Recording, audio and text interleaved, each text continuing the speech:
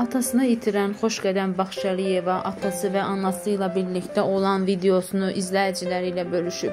Bu anlar bir daha olmayacaq. Sizsiz bir günüm olmadı. Sevincimdə, kədərimdə sizinlə birlikdə yaşadım. İndi kiminlə bölüşəcəm kədərimi, sevincimi? Ay mənim gözəl anam, vicdanlı atam. Yolumu itirmişəm, yol göstərən atam yoxdur. Həmin video görüntünü sizlərə təqdim edirik. Siz də videomuzu bəyənməyi, kanalımıza abunə olmağı unutmayın. Aylar həsrətini çəkdir, aylarınlar həsrətini çəkdir. Aydı dönmüş bey baba yar belə,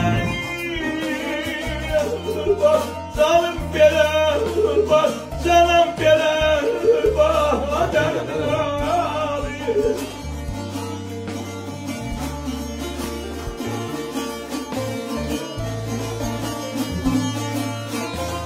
Gözellerde, gözellerde, gözellerde sarhoş gezme yar değil.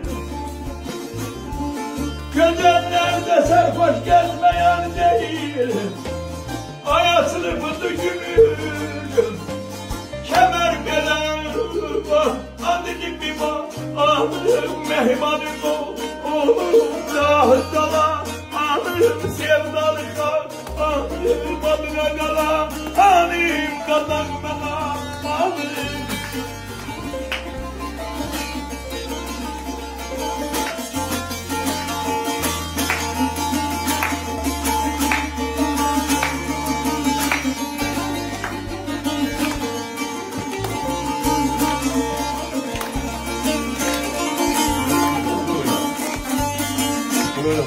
Aydadan başını karaldı geldi.